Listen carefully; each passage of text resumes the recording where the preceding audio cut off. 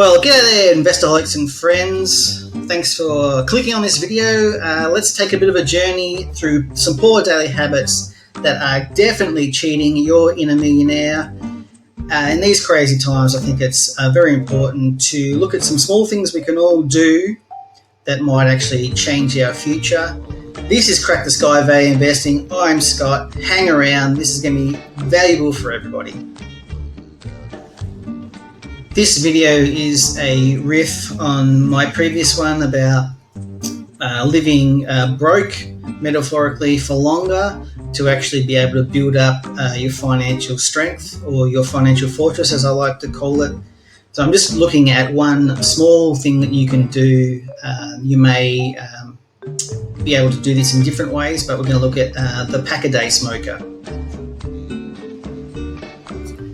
I think they're all well aware that there are many examples of poor daily habits, such as drinking, gambling, and what most people are guilty of is just buying worthless crap from the shops or whatever, you know. I chose smoking because it's just a nice, simple idea that I think everyone can get their head around, and, you know, just changing the way that we spend that small amounts of money can have a big effect.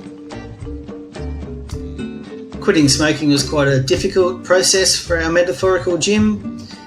It actually made him look at the rest of his life as well. He decided to actually make some small changes where possible in an attempt to actually make his overall well-being a bit better. So let's have a look at what can be done if he makes a small change with the money he would be spending on his cigarettes after he quits. As I mentioned earlier in the presentation, most people have lots of bad habits. Another way of looking at bad habits is, in fact, taxes. So you're imposing a tax on yourself that's going to actually limit your earning capacity, or your capacity to actually create wealth and therefore financial independence for your future. So a nice idea that I like to keep in my head in reference to self-imposed taxes is the following.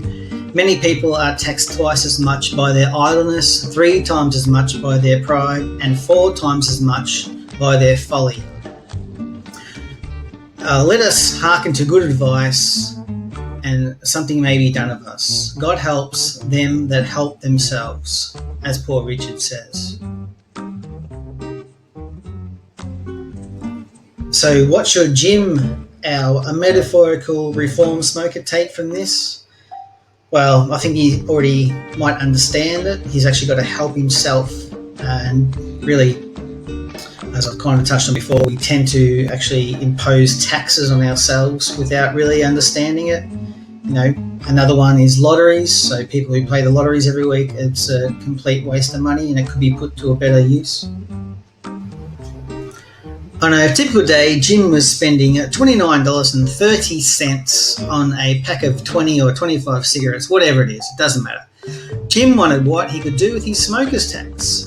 You know, what on earth he could do with the money that he's not going to be spending on cigarettes now. Building your financial fortress, I think, is a concept that most people don't give too much credence to, but really, this is something we always need to have in the back of our mind, and using these small amounts of money, we can actually accelerate building our own financial fortress and becoming financially independent to the point where we don't have to work if we don't want to. That's our goal. To build our financial fortress and become financially independent, we need to understand the concept of compound interest, or compounding. So compounding is the result of reinvesting the income from your investments, so that the income in the next period is then earned on the principal sum plus the previously accumulated interest, or the income, I should say.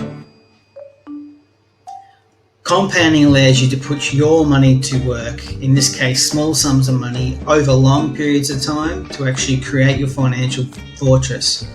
So compounding over a long period of time becomes exponential, and I mean that's what I'm really pointing out about the power. So in the later slides, I'll show you some examples of how that works. Most people tend to want to overcomplicate things, which makes starting investing actually quite difficult.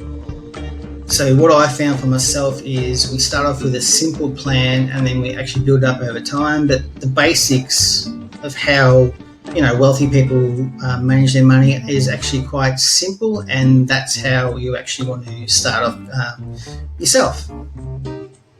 So this might sound strange, but I think about the way that I set myself up when I'm investing actually in shapes. So I think of things as mainly in circles and also in pyramids, and typically the pyramids are actually inverted. So this pyramid here is not something I've necessarily created, but I just find it's easy to visualize like this.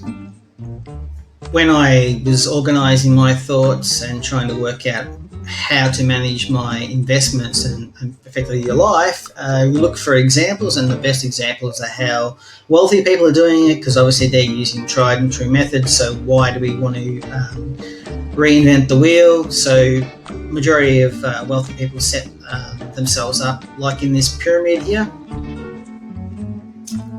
So Jim, our metaphorical reformed smoker, decides to take some cues from the wealthy people in society and set his money up to reflect the pyramid in front of you. He doesn't spend any more than 7% of his income on living expenses. He saves 10% to create an emergency fund.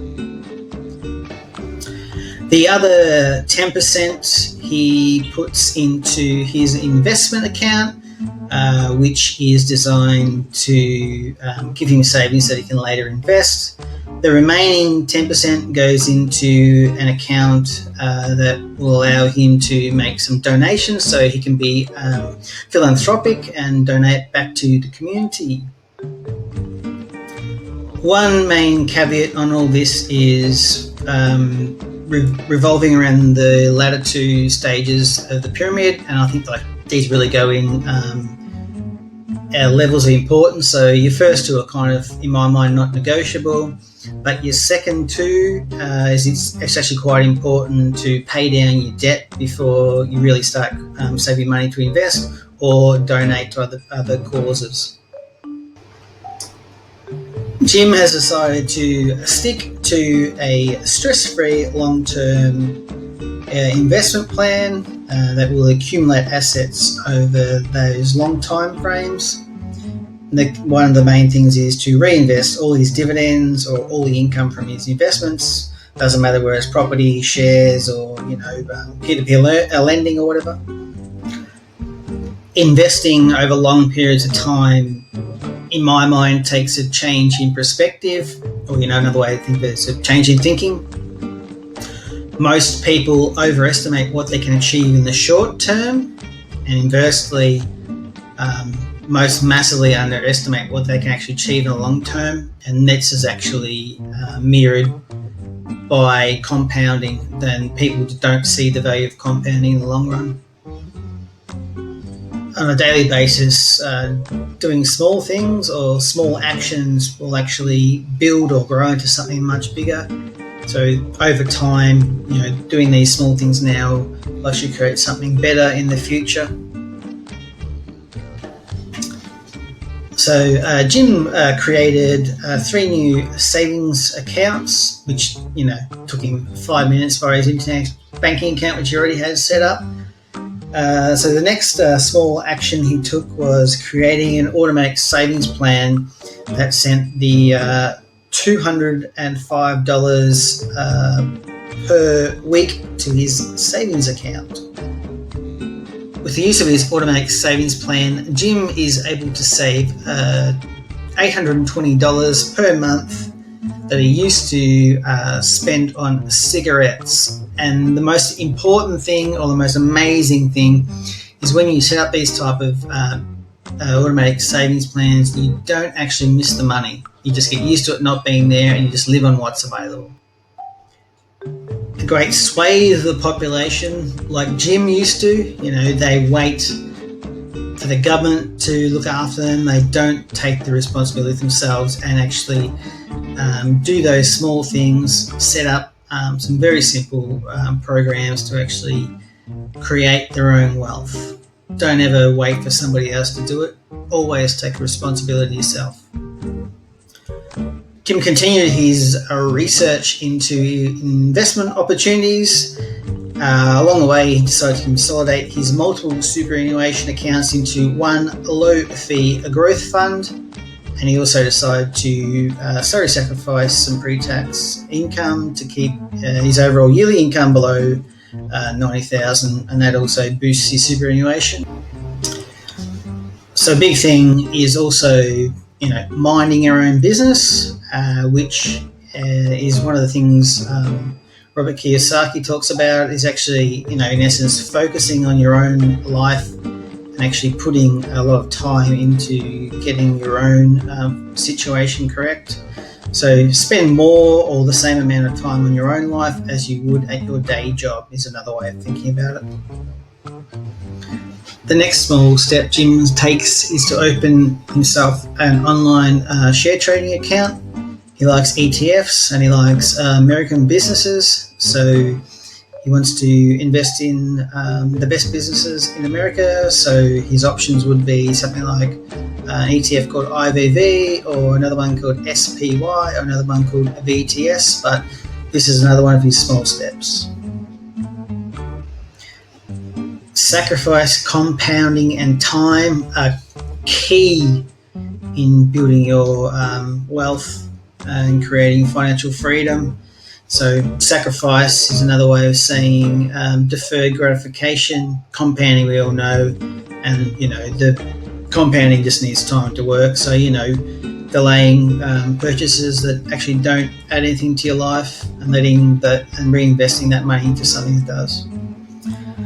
So if Jim was to use his $820 per month to purchase his ETF of choice, taking into account the average annual return is about 9.2%. Historically, over the next 30 years, this is kind of what you get. You'll be able to see on the graph.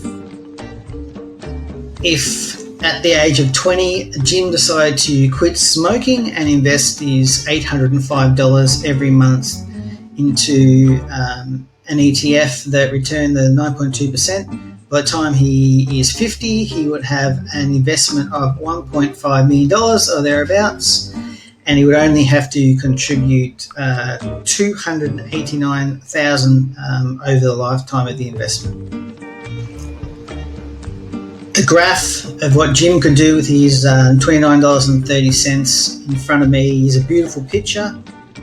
It's a great picture of how simple things can turn into great things, and this is really only by investing his $805 a month.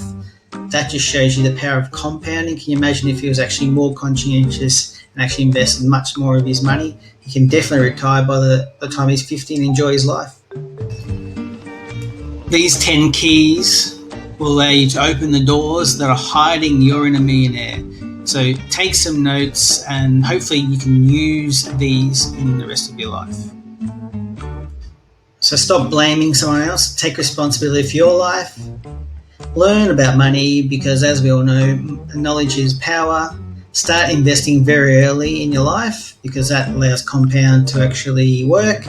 A little idea in the back of my mind is you can sit in the financial shade only if you plant your financial tree right now. So start on it right now. Expand your vision. See the future you want. You need to be proactive and plan your financial future. And you also need to measure that success, or work out if it's actually succeeding.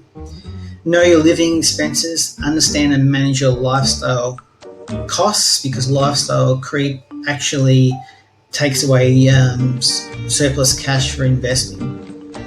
Increase your income streams. You need to find ways to diversify your income, so not just from your job. Be aggressive building savings. Accumulate a war chest to go out and invest. Invest regularly and stick to your plans. Focus on the future prosperous life. That's always a good thing to keep in mind. What you want to live, how you want to live.